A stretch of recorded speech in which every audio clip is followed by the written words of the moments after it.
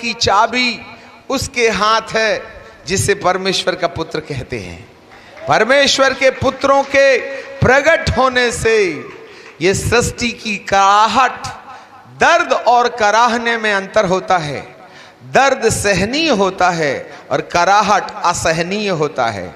जहां असहनीय पीड़ा धरती को होती है ना, उससे छुटकारा दिलाने के लिए परमेश्वर के पुत्रों का प्रकट होना ही रास्ता है। अब हमने कल एक और बात बताई थी, स्वर्ग किसका है? परमेश्वर का। अब मेरे पास मान लीजिए 10 एकड़ जमीन है और मेरे 2 पुत्र हैं, तो मेरे बाद मेरी जमीन किसको होगी? पुत्रों को। और पड़ोसी आके खड़ा रहे, डैडी ऐसा बोल के, मैं कहूं बेटा तो क्या 1 एकड़ उसको भी दे दूंगा? किसे मिलेगी? हाँ, तो स्वर्ग भी तो परमेश्वर का है ना। और तुम स्वर्ग में जाना चाहते हो तो क्या बनना पड़ेगा? हाँ तो बनो ना, सीधा सीधा है, हैं? दारू पिए जा रहे हो, सिगरेट पिए जा रहे हो, अब मरे तो फूल लगा के स्वर्गीय फलाना फलाना लिख दिए हैं। तो ऐसा कम से कम कंप्यूटर के युग में ऐसा तो अंधेर मत करो रे बाप। थोड़ा सोचो ना, स्वर्ग के महाराजा का बेटा बनोगे तभी ना स्वर्ग के अधिकारी होगे, है कि नहीं? सो हमारी जो जरूरत है परमेश्वर के पुत्र।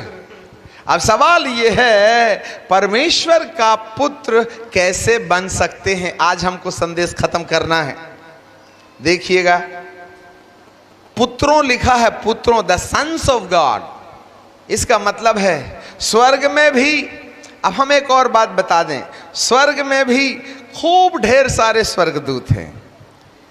जो बाइबल पढ़ते हैं उनको आइडिया होगा, मिकाइल है, जिब्राइल है और शाराफ हैं, करूब हैं और असंख्य दूत हैं जो बिना विश्राम किए हुए परमेश्वर की आराधना करते हैं। जरा ध्यान से सुनना भैया। और इन स्वर्गदूतों में से लूसीफर भी एक स्वर्गदूत था जो शैतान बन गया। जिब्राइल भी इतना बड़ा स्वर्गदूत है, संदेशवाहक है। मिकाइल आर्मी का कैप्टन है। पृथ्वी को नष्ट करने के लिए 1.5 घंटा लगेगा एक स्वर्गदूत को, ऐसे खलास कर देगा वो। इतने सामर्थी माइटी वॉरियर्स हैं स्वर्ग में। परंतु परमेश्वर ने स्वर्ग में अब तक किसी भी दूत को, चाहे जिब्राइल हो, मिकाइल हो, लूसीफर हो, साराफ हो, करूब हो, उनमें से किसी को भी, अरे बिजली के समान चमकते हैं, धरती पर कोई भी लड़की इतनी खूबसूरत नहीं होगी। इतने खूबसूरत स्वर्गदूत स्वर्ग में पाए जाते हैं। उनमें से किसी को भी उसने ये नहीं कहा कि तू मेरा पुत्र है और आज तू मुझसे जन्मा है। इब्रानी की किताब और उसका 1 अध्याय और उसके 5वें पद को मैं आपके लिए पढ़ के सुनाऊंगा, जरा ध्यान से सुनिएगा। क्योंकि स्वर्गदूतों में से उसने कब किससे कहा कि तू मेरा पुत्र है? आज तू मुझसे उत्पन्न हुआ। और फिर यह भी कि उसका पिता हूं और वह मेरा पुत्र है।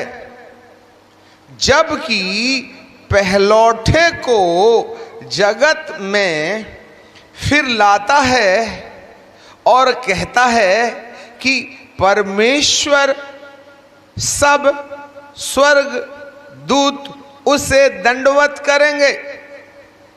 जब वह पहलौठे को पृथ्वी पर लाता है तो वह कहता है कि सब स्वर्गदूत उसको सैल्यूट मारेंगे। स्वर्ग में किसी भी दूत को परमेश्वर ने अपना पुत्र नहीं कहा। हाँ, और आज सुबह हम बड़े भेद के साथ में परमेश्वर के वचन के बारे बता रहे थे। परमेश्वर का वचन और कुछ नहीं है, वचन परमेश्वर के विचार हैं, परमेश्वर की योजना है, परमेश्वर का प्लान है, परमेश्वर की शक्ति है। जिसने कहा प्रकाश हो जा तो हो गया। आज सुबह की सीडी एक बार देख लेना, दिमाग के जितने भी बंद ताले यदि खुल नहीं गए ना तो प्रभु का नाम बदल देना। आप सुबह वाली सीडी जरूर ले जाना। चलिए, वहां बहुत भेद मिलेगा आपको। आगे लिखा कि परमेश्वर ने अपनी बुद्धि से जो सोचा था ना, उसको मुंह से जिस समय अंगीकार करता है वो परमेश्वर का वचन बन जाता है। और उसी वचन के द्वारा आकाश गंगा बनी, उसी वचन से पृथ्वी अलग किया, उसी वचन से सारी सृष्टि की रचना हुई। और एक समय आया, वही वचन लेकर जिब्राइल मरियम के पास आ गया और मरियम से कहा, हे मरिया तू धन है, तेरे लिए एक पुत्र उत्पन्न होगा। तब मरियम ने कहा, हे प्रभु, मेरी तो मंगनी ही हुई है, मैं कैसे जन्म दे सकती हूं बालक को। तब लूका रचित सुसमाचार 1:30-31 में बाइबल कहती है कि परमेश्वर का आत्मा तुझ पर साया करेगा और तेरे कोख में परम प्रधान की शक्ति प्रवेश होगी और तेरे शरीर में एक बालक उत्पन्न होगा, उसका नाम यीशु मुक्तिदाता रखना, और वो इस संसार को छुटकारा दिलाने का माध्यम बन जाएगा। वो पवित्र होगा, वो शुद्ध होगा, उसमें किसी पुरुष का डीएनए और हेरिडिटरी नहीं होगी, क्योंकि वह देवात्मा की शक्ति से उत्पन्न हो रहा है। मेरे प्रियो, हर माता और पिता के संयोग से उत्पन्न हुआ बालक अपने माता पिता की ऊंचाई, रंग, स्वभाव और गुणों का शिकार हो जाता है। माँ बाप गायक हैं तो बेटा गायक बनेगा ही, माँ बाप गोरे हैं तो बच्चे गोरे होने ही वाले हैं। कभी भी गुड नाइट की संतान गुड मॉर्निंग नहीं हुई, इसे हेरिडिटरी कहते हैं। ऐसे ही आदम जो पहला इंसान था, उसकी गलती के, उसके पाप के कारण जो भी संतानें पैदा हुई वे सब पापी हुई, और माता और पिता ने अपना छापा खाना, ओरिजिनलिटी अपनी औलादों को डुप्लीकेसी के रूप में देते रहे। ठीक है ना, हमने सब बता दिया है, आप वक्त नहीं है। ऐसे ही हर एक मनुष्य जब पापी ही है तो फिर उस पर परमेश्वर प्रकट कैसे होंगे? वह तो पाप से वैर करता है। मुझे धरती पर एक व्यक्ति बताओ जिसने पाप ना किया हो।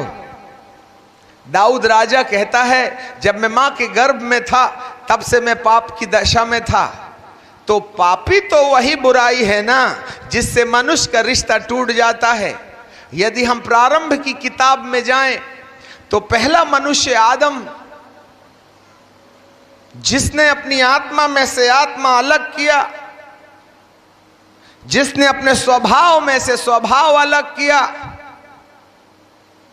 और मट्टी के पुतले को मट्टी को सान कर मट्टी का पुतला बनाया, और इस आत्मा को जो खुद में से निकाला था और इस स्वभाव को जो खुद में से निकाला था, दोनों को जोड़कर इसके नथनों में अफू करके जीवन की श्वास, breath and the life, breath means spirit, life means the nature of god, इन दोनों को लेकर मट्टी के पुतले पर जैसे ही डाला, ये मट्टी का पुतला जीवित प्राणी बन गया।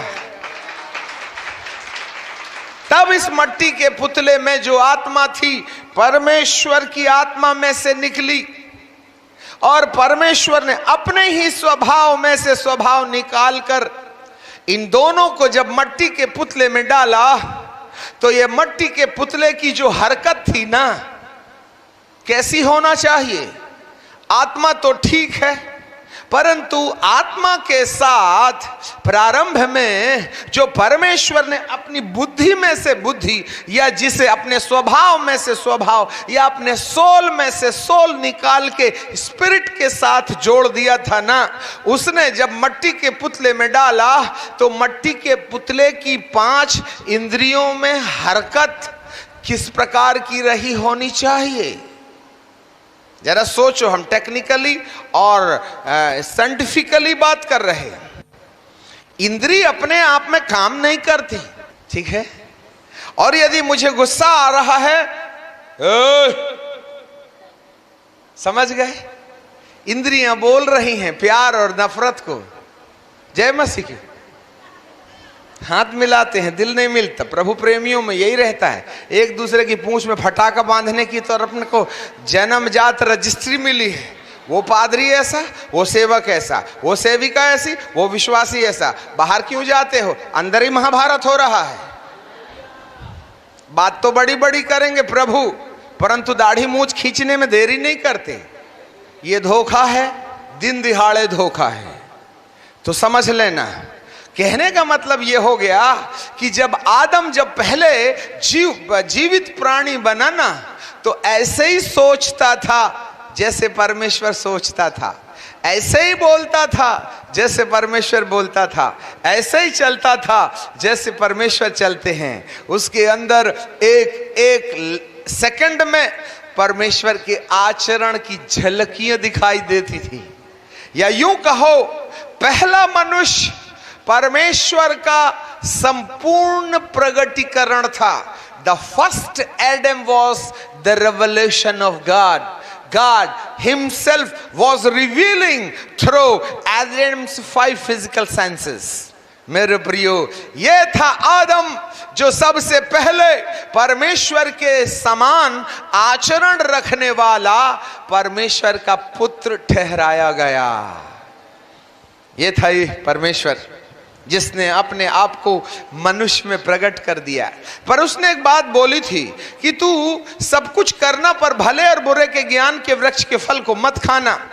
और उसने वही किया जो उसको मना किया गया था। स्टोरी लंबी चौड़ी है कि दूसरे विषय में आता है। उसने पाप कर लिया। जैसे ही पाप किया, 3 घटनाएं उसके जीवन के अंदर में घट गईं। अब जरा हिंदी में समझ लेना, पाप करने से 3 प्रकार की घटनाएं आदम के जीवन के अंदर घटी, क्योंकि वो 3 तत्वों से बना है ना। नंबर 1 आत्मा, नंबर 2 प्राण, नंबर 3 शरीर। आत्मा होती है जिसे सूक्ष्म शरीर कहते हैं। प्राण आत्मा का दूसरा हिस्सा है जो इस मटेरियल माइंड को जीवित करता है और मरने के बाद आत्मा के साथ जुड़ा जुड़ा निकल के बाहर आ जाता है।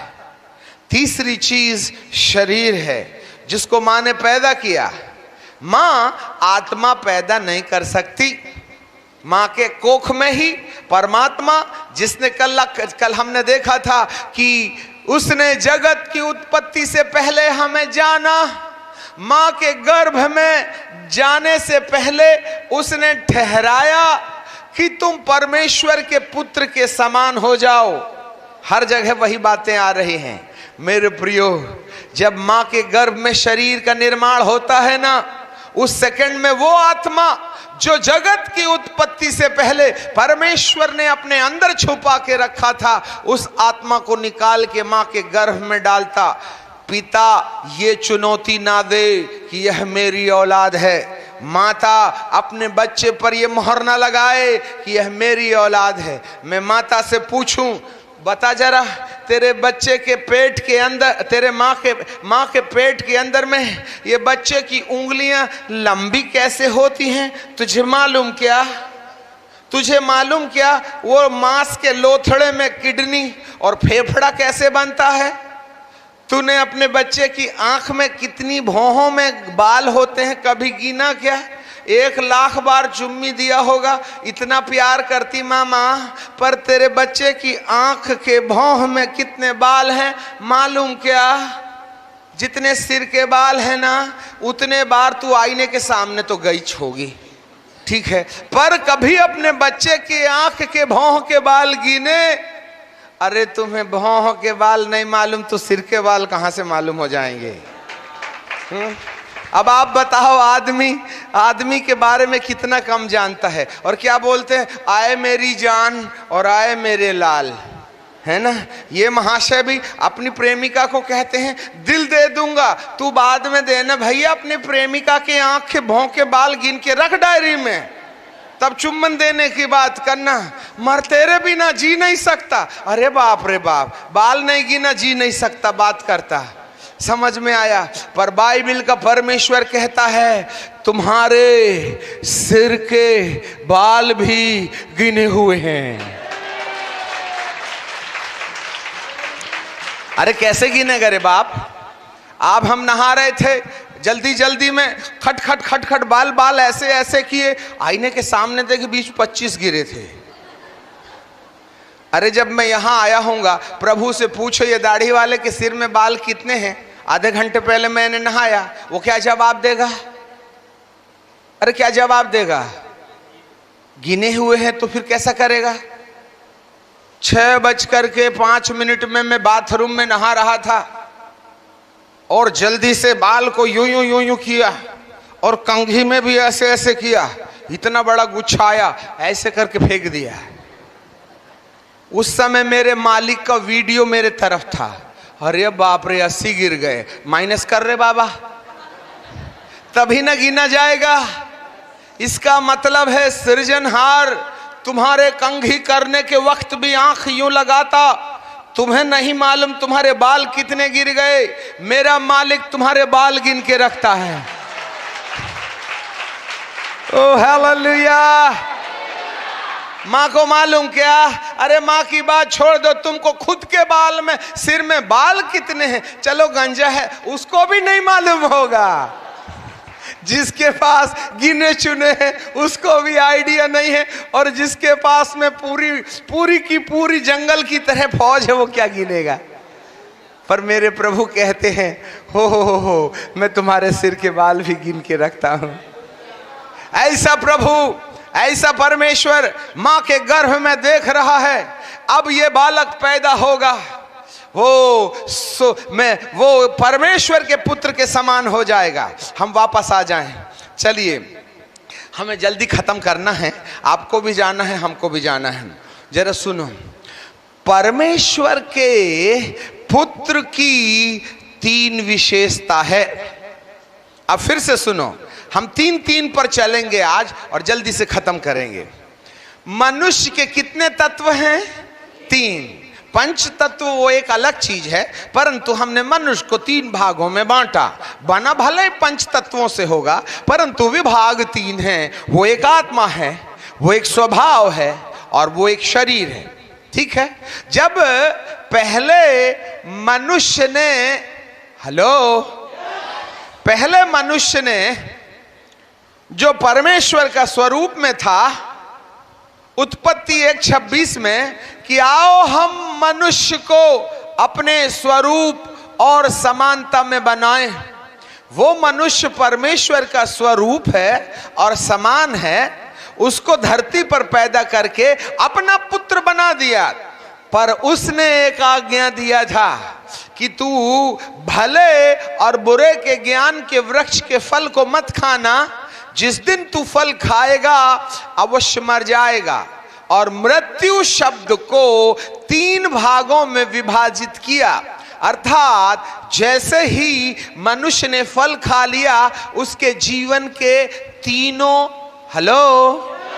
तीनों तत्वों में अलग अलग प्रभाव पड़ा। नंबर 1, आत्मा के साथ क्या हुआ? सुनो भाई, सुनो। पाप के कारण, इधर देखो, पाप के कारण मनुष्य की आत्मा और परमेश्वर की आत्मा का जो रिश्ता था वो टूट गया। The broken relationship with the human spirit and the God's spirit because of the sin. पाप परमात्मा की आत्मा से मनुष्य की आत्मा को अलग कर देता है। पाप परमेश्वर की आत्मा को मनुष्य की आत्मा से अलग कर देता है। एक बार यीशु भी जब क्रूस पर लटके थे तो उन्होंने सारे संसार के पाप को अपने ऊपर ले लिया। तब परमेश्वर ने देखा यीशु निर्दोष होने के बाद भी संसार के पाप को अपने ऊपर ले लिया तो वो पापी हो गया। उसके कारण परमेश्वर ने अपनी सेना उससे वापस बुला ली। तब यीशु कहते हैं एली एली लमा सबक्तनी, अर्थात हे मेरे परमेश्वर तूने मुझे क्यों छोड़ दिया। अब आप बताइए, परमेश्वर ने अपना एक लौता पुत्र धरती पर भेजा और उसने भी उसको छोड़ दिया। क्यों छोड़ दिया? क्योंकि जब यीशु क्रूस पर पाप की दशा में थे, हो सकता है वह निर्दोष होगा, पर दूसरों का पाप उसके ऊपर होने के कारण परमेश्वर ने उसको छोड़ दिया। इसका मतलब वह अपने कानून का कितना ज्यादा सख्त है कि वह अपने एक लौते बेटे को भी पाप के कारण छोड़ने में देरी नहीं करता। तो तुम और मैं कौन सी मूली की जड़ हो। हालेलुया। ये पहला स्थान है जहां मनुष्य की आत्मा और परमेश्वर की आत्मा का रिश्ता टूट गया। इसका मतलब है उद्धार यहां से शुरू होता है। अब 3 प्रकार के उद्धार हैं। अरे तुम मोक्ष कहते हो ना, हरि हरि हरि हरि, हरि मतलब हरनेहारा, श्री हरि हरि हरि, श्री हरि हरि हरि। अरे हरि का मतलब मुक्तिदाता। क्या हरे? हमारे और परमेश्वर की आत्मा के बीच में टूटे हुए रिश्ते को कौन हर सकता है? मैं आपसे प्रश्न पूछता हूं, तकनीकी के पास कोई ऐसा माध्यम है कि आत्मा का परमात्मा से रिश्ता जोड़ दे? धर्म के अंदर कोई ऐसा रास्ता है? हाँ, अनादि गुरु शंकराचार्य जी ऐसा कहते हैं अपने वक्तव्य के अंदर में। एक महापुरुष समुंदर के किनारे 5 फीट बाई 5 फीट का गड्ढा खोद करके चुल्लू से पानी निकालता है समुंदर का, और गड्ढे में भर के क्या बोलता मालूम? शाम तक दरिया खाली करके गड्ढे में भर दूंगा। जैसे दरिया खाली करके गड्ढे में भरना कठिन है ना, कुछ मानव का मोक्ष भी ऐसे ही कठिन चीज है।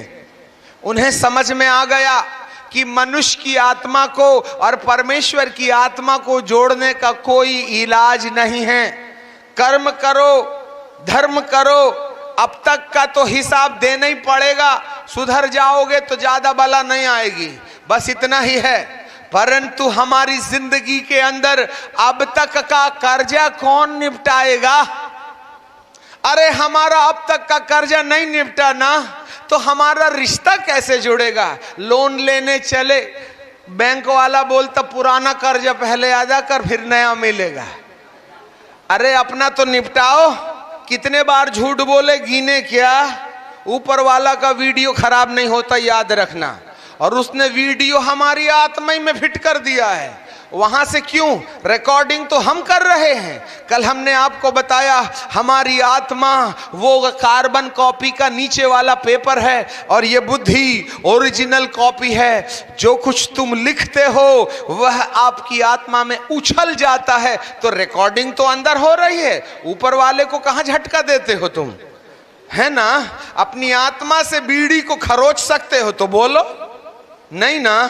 तो रिकॉर्डिंग तो अंदर है। मेरे प्रियो, मनुष्य की आत्मा और परमेश्वर की आत्मा को जोड़ो, ये पहला मोक्ष होता है।